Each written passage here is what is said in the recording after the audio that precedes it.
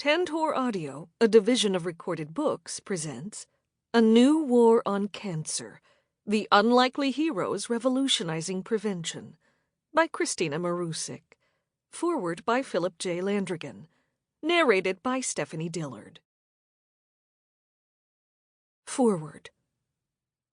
Many types of cancer are on the rise in the United States.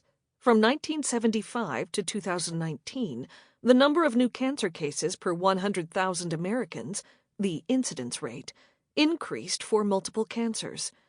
Incidence of multiple myeloma rose by 46%, incidence of non-Hodgkin's lymphoma by 76%, and incidence of testicular cancer by 70%. In the same years, incidence of childhood leukemia increased by 35%, and incidence of childhood brain cancer by 33%.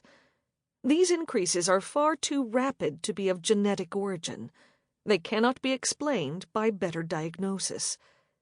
In the same years, cancer death rates dropped and survival improved, in some cases dramatically. These gains are the result of screening, early detection, and better treatments. They are major victories in the war on cancer, but the rise in cancer incidence threatens to undo those gains. The explanation for the increasing incidence of cancer lies in our world of chemicals. Since the dawn of the chemical era in the early 20th century, more than 300,000 new chemicals have been invented. These are novel materials that never before existed on Earth. Many are made from oil and natural gas. They are manufactured in enormous quantities, and global production is on track to double by 2030. Some manufactured chemicals have greatly benefited human health. Disinfectants have brought safe drinking water to millions and reduced deaths from dysentery. Antibiotics prevent deaths from once fatal infections. New chemotherapies cure cancers. But manufactured chemicals have also caused great harm. They pollute every corner of the planet from the deepest ocean trenches to the high Arctic. They kill bees, birds, fish, and mammals. The chlorofluorocarbon chemicals used widely as refrigerants came close to destroying the stratospheric ozone layer that protects all life on Earth against solar radiation. Manufactured chemicals enter people's bodies through our air, our water, and our food, and several hundred of them can be found today in the bodies of almost all persons on Earth, including infants and children. Some will persist for centuries. Chemical pollution has become so widespread and complex that in 2022, an expert body at the Stockholm Environmental Institute concluded that chemical pollution now exceeds our ability to monitor and contain it, and thus threatens the sustainability of human societies. Many manufactured chemicals cause cancer. Benzene, 1,3-butadiene, and ethylene oxide cause lymphoma and leukemia.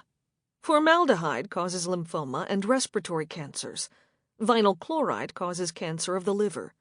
Benzidine causes bladder cancer. Exposure to the pesticide DDT in infancy is associated with increased risk for breast cancer in women in middle age.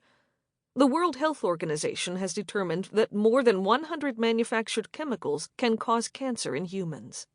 The root causes of this chemical crisis are the repeated failure of chemical manufacturers to take responsibility for the materials they produce, and the systematic failure of governments, including our own, to regulate toxic chemicals.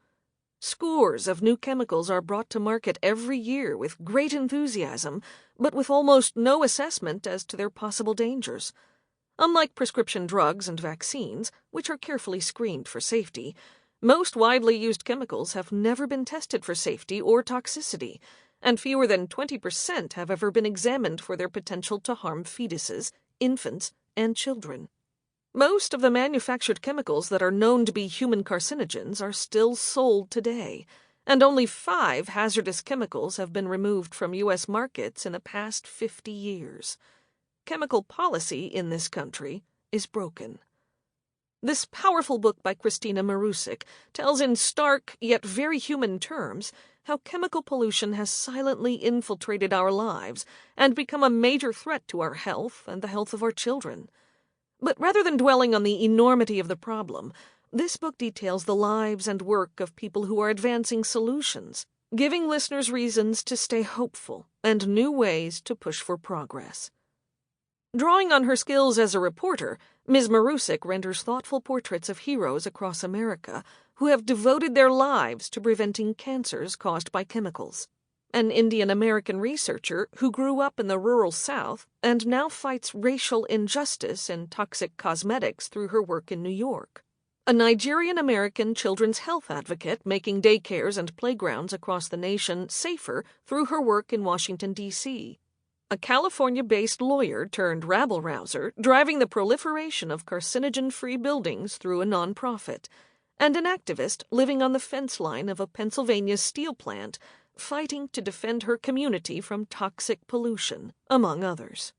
Their stories are interwoven with that of a young woman who developed cancer after having lived most of her life surrounded by oil fields and petrochemical plants, highlighting the motivation behind all this work, protecting people from the hardships that accompany diagnosis of this deadly but preventable disease.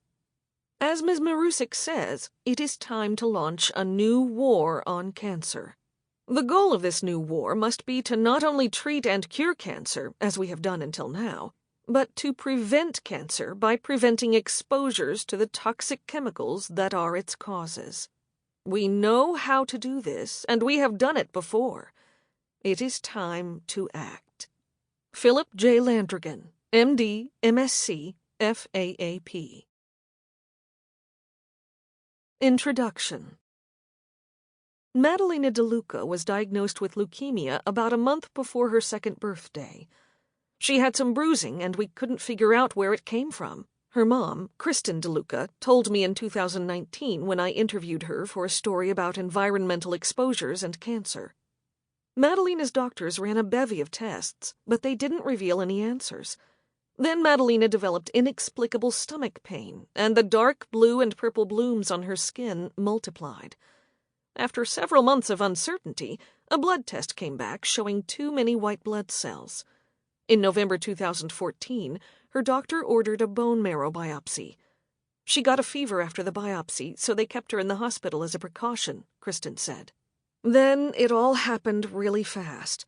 Her test results came back the next day. She was diagnosed with acute myeloid leukemia, and within 2 days she had a port in her chest and had started chemo. It was very overwhelming. In 2015, while Madalena was undergoing treatment at the Children's Hospital of Pittsburgh, a photo of her embracing another young cancer patient went viral. The image of the little girls, one dark-skinned, one pale, both wearing jammies, their nearly bald heads touching while they held each other and gazed out a hospital window at the city skyline, was shared around the world and garnered national media attention. The other girl in the photo was 5-year-old Malia Jones. Her mother, Taz Jones, captured the candid shot and captioned it, "This is the perfect example of love," in a Facebook post. In media interviews at the time, Taz expressed hope that the girls would stay friends as they got older and would have the photo to commemorate the difficulties they had both overcome. Malia died a year later at the age of 6. Kristina told me, throughout the course of Madalena's treatment, she made a lot of friends who weren't able to defeat it. Climbing cancer rates. The United States is more than 50 years into its war on cancer, but the disease is still prevalent. Half of all American men and 1 in 3 women can expect to get some type of cancer diagnosis in their lifetimes. We're better than we've ever been at curing and treating the disease, but cancer still claims the lives of 1 in every 5 American men and 1 in every 6 women. Rates of some types of cancer have fallen over time, but others continue to increase. Childhood cancer rates are particularly striking. While cancer is still relatively rare among childhood diseases, Malia and Madalena are far from alone. 1 in every 285 American children receives a cancer diagnosis before the age of 20, and cancer rates for children and teens across the U.S. have increased steadily over the last 50 years. Rates of childhood leukemia have increased by 35%, And rates of childhood brain cancer have gone up by 33% since researchers started tracking the disease in the early 1970s. Cancer rates in children and teens across the globe have followed a similar upward trajectory. This increase is too rapid to be the result of genetic changes alone, which would happen over centuries, not decades. Rapid increases in disease rates are sometimes explained by improvements in diagnostic capabilities. When our ability to detect a disease improves, we start finding more of it. This might account for some of the increase in childhood cancers, but it doesn't fully explain what's happening here. While many new tests enable us to learn more about cancer subtypes and make more accurate diagnoses, the fundamental diagnostic tools for the most common types of childhood cancers haven't changed. So, if increasing childhood cancer rates aren't explained by genetic changes or better diagnostic tools, what's been causing such a rapid increase for the last 50 years? Dr. Margaret Kripke, a leading expert in the immunology of skin cancers and Professor Emerita of the University of Texas MD Anderson Cancer Center, served multiple terms on the U.S. President's Cancer Panel, a 3-person panel that advises the President of the United States on high-priority issues related to cancer and oversees the development and implementation of the National Cancer Program. In 2008, when she learned that the President's Cancer Panel would investigate environmental causes of cancer, Kripke bristled at the idea. A single study from the 1980s indicated that pollution and chemical exposures caused just 6% of all cancers, and that statistic had been widely accepted ever since. Kripke had never questioned the findings, so she thought the group's time would be better spent researching other aspects of cancer. But what they found during their 2-year investigation left her stunned. The panel determined that up to 2/3 of all cancer cases are linked to preventable environmental exposures, a category that includes any factor originating outside the body and our own DNA, like smoking, pollution, and chemical exposures. They also learned that while around 80,000 chemicals are used in products sold to American consumers, fewer than 1% have ever been tested for toxicity or safety, and existing regulations on cancer-causing chemicals in consumer products are rarely enforced. I had a set of assumptions that most people have, that chemicals are tested before they're put on the market, that things known to be carcinogenic are regulated, and that if regulations exist, they're enforced, Kripke said. It turned out none of that is true. It was a completely eye-opening experience for me. In 2010, the panel released its report on environmental exposures as causes of cancer, marking the first time the subject had been covered in the organization's 40-year history. Kripke explained that while individual cases of cancer cannot be traced to harmful exposures, a substantial body of research has shown that among groups of people, less exposure equals fewer instances of cancer. Fewer cancer cases occur in communities where there is reduced exposure to cancer-causing chemicals. Many of the researchers who came to testify before the President's Cancer Panel were incredibly frustrated because they had been saying this for a very long time, but nobody had been listening, Kripke said. That was very moving to me, and it struck me as something that was quite amiss with the field. The report was controversial at the time. Because of the difficulty of linking any one person's cancer to chemicals, some of Kripke's colleagues wanted to continue to focus exclusively on changing individual behaviors, such as diet and exercise, which she referred to as blame-the-victim approach to cancer prevention. I heard from a young man who was just completely outraged that he'd gotten cancer despite having a perfectly healthy lifestyle, she said. He exercised, he never smoked, never drank, but he still developed bladder cancer. He felt like he'd been lied to. Having a healthy lifestyle is important, but it's misleading to let people think they can control whether or not they get cancer just by having healthy lifestyles. Awareness about environmental exposures and cancer risk has increased since the report came out in 2010, but the fundamental problem persists. There's still a lot to be concerned about in the way we do business in the U.S., where we use a reactionary principle rather than a precautionary one, meaning we wait until there's evidence that chemicals are causing harm before trying to regulate them, Kripke said. In other parts of the world, including the EU, Denmark, and Sweden, regulators evaluate potentially harmful substances before approving their use, at least in theory. In the U.S., Kripke said, class action lawsuits seeking compensation for people who've been sickened or killed by chemicals often precede regulations, or even stand in for them. Lawsuits are often reserved for extreme cases of exposure, but in fact, we're all regularly exposed to low doses of cancer-causing compounds in food and water, personal care products, and air pollution. We consume chemicals in the things we eat and drink, absorb them through our skin, and inhale them in the air we breathe. Kids and teens are much more vulnerable to these constant low-dose exposures than adults, according to Dr. Phil Landrigan, a pediatrician, public health physician, and epidemiologist who serves as director of the Global Observatory on Pollution and Health at Boston College. Kids breathe more air, eat more food, and drink more water per pound of body weight than adults, so carcinogens in their air, food, and water wind up in their bodies at higher concentrations. Because kids' defense mechanisms aren't yet mature, Landrigan explained, their bodies also have less ability than adults' bodies to remove things that shouldn't be there. And they're still undergoing complex development processes in their brains, immune systems, and reproductive systems that make those bodily systems more vulnerable. Thousands of steps must occur in precise sequence for healthy human development. If something gets into a child's body that disrupts those processes, even at a very low dose, it can initiate the development of disease, making kids the proverbial canaries in the coal mine. Alarmingly, research also indicates that parents' exposures to cancer-causing chemicals, even before a child is conceived, may increase children's cancer risk. After accidents, cancer is the second leading cause of death in American children ages 1 to 14 today.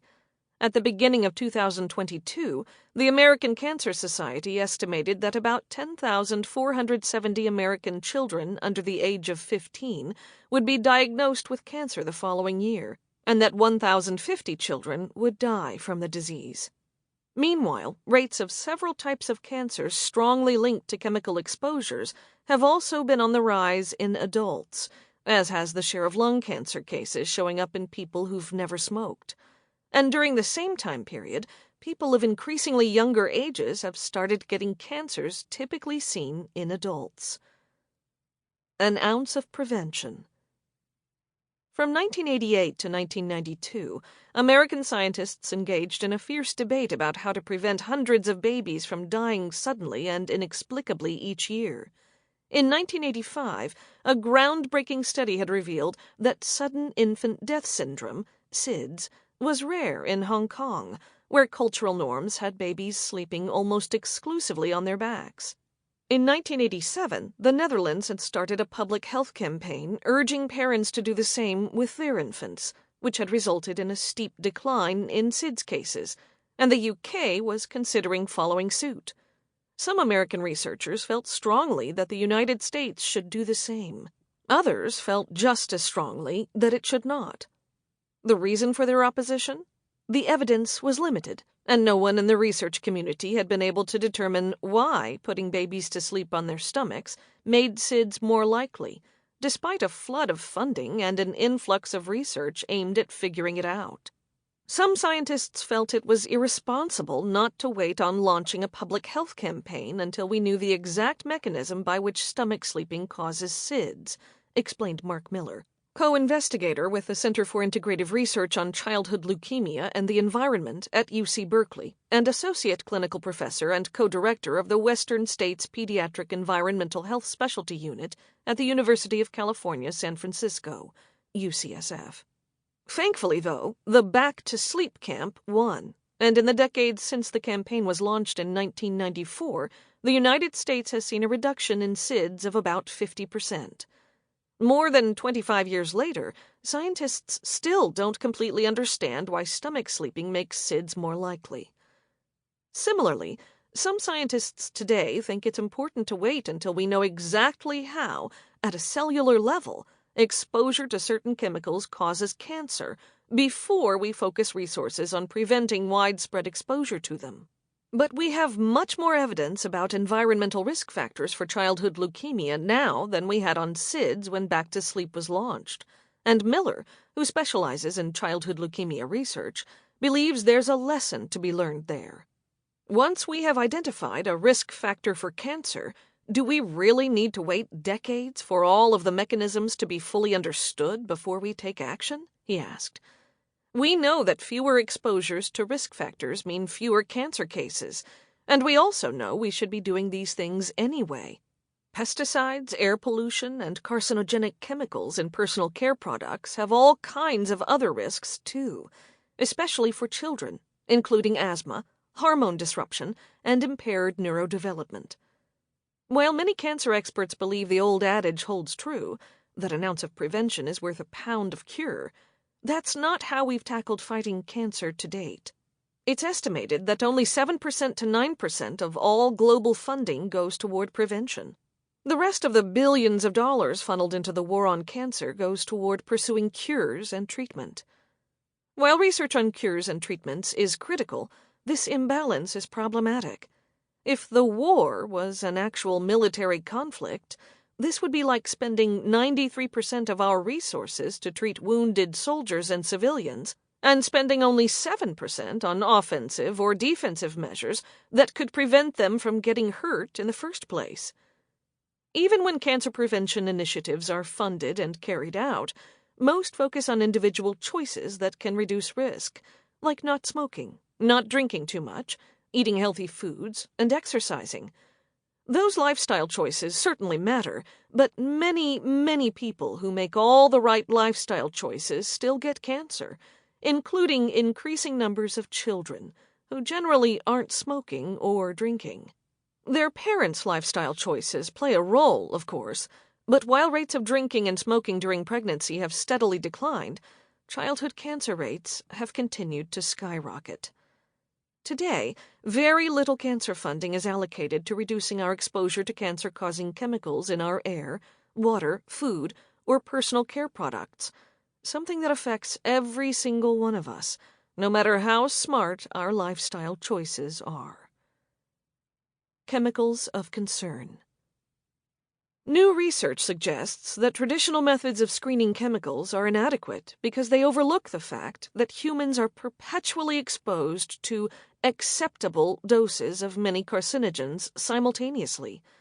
They also fail to account for the chemical mixtures we're exposed to, which can interact to create even greater cancer risk than the sum of each individual chemical exposure. And traditional screening methods miss many chemicals that raise cancer risk indirectly in a number of ways, including by disrupting our natural hormonal processes. These endocrine-disrupting chemicals are widespread, and a growing body of research links them to hormone-related cancers. Some of these cancers, including multiple myeloma and testicular cancer, have risen dramatically since the U.S. started tracking national cancer rates in 1975. Even as other types of cancer have declined in adults. Endocrine disruptors' association with breast cancer risk has been particularly well documented, and researchers have found that women bear a disproportionate burden of chemical exposure.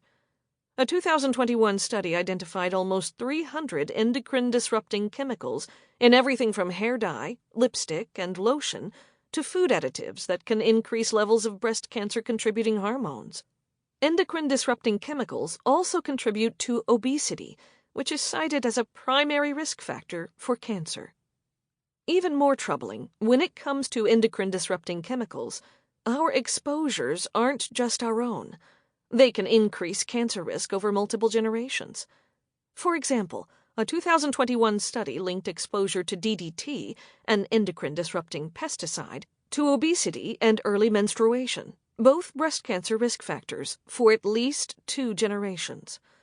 DDT was banned in the U.S. in 1972, but this means your mother's exposures before the ban could increase not only her breast cancer risk, but also yours and your daughter's. Diethylstilbestrol, DES, is another example. The endocrine-disrupting drug was widely and ineffectively used to prevent miscarriages from 1940 to 1971, but DES was banned after scientists learned that women who took it during pregnancy had daughters with a significantly higher risk of developing rare vaginal and cervical cancers. We all encounter cancer-causing chemicals in our everyday lives, but research shows that some communities face higher exposures than others. Low-income communities tend to experience higher levels of air pollution than wealthier ones, for example. But research has also shown that across all income levels, Americans of color are exposed to higher levels of harmful air pollution than their white counterparts. These disparities, which are the result of decades of segregation and racist housing policies, are further exacerbated by other forms of racial and environmental injustice. For example, personal care products marketed to Black and Hispanic communities contain higher levels of endocrine-disrupting chemicals than products marketed to white communities. And because of the inequities in the U.S. medical system, people of color often have worse cancer outcomes. For instance, Black women are 41% more likely to die from breast cancer than white women. A new story. I first learned Madalena's story and started researching environmental causes of cancer while working as the Pittsburgh correspondent for Environmental Health News, a national nonprofit news outlet focused on how changes in the environment affect human health. I'd taken the job because the organization's mission resonated with me on a personal level. My own family has had its share of health problems. My dad, who grew up in Pittsburgh, survived a benign but difficult-to-remove brain tumor a decade ago. My younger sister, who has lived in Pittsburgh for nearly 2 decades, is in remission from thyroid cancer after being diagnosed at the age of 25. My husband, who grew up in the region, has a rare autoimmune disorder, and his family has also struggled with various diseases, including cancer. I couldn't help but wonder whether all of their illnesses might have a common thread, especially given the area's industrial past and ongoing problems with air pollution. Through the course of my reporting, I learned that while it's not yet possible to determine the exact causes of one person's cancer, scientists have identified 8 cancer hallmarks, or specific changes to cells, that need to happen for cancer to develop. Each of these hallmarks happens through complex interactions between genetic and external factors, including exposure to carcinogenic chemicals. I also learned that cancer isn't typically caused by a single event or environmental exposure, but a unique set of conditions and events that produces cancer in an individual person. One emerging theory is that cancer risk is like a pie chart with a different cancer cause in each slice. Things like inherited genetics and gene mutations, your parents' and grandparents' chemical exposures, and your various potential exposures to things like cigarette smoke, air pollution, or cancer-causing chemicals in food or drinking water.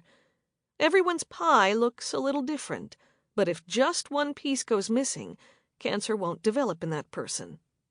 This made me wonder, are there slices of my loved ones' pie charts that wouldn't be there if their childhood zip codes had been different? If they hadn't lived in the shadow of steel mills and coal-fired power plants, would they have remained healthy? I don't smoke, and I try to eat healthily and exercise, but what about factors beyond my control? What slices had started filling in since I'd moved to Pittsburgh, or while I was living in Taiwan, or New York, or San Francisco?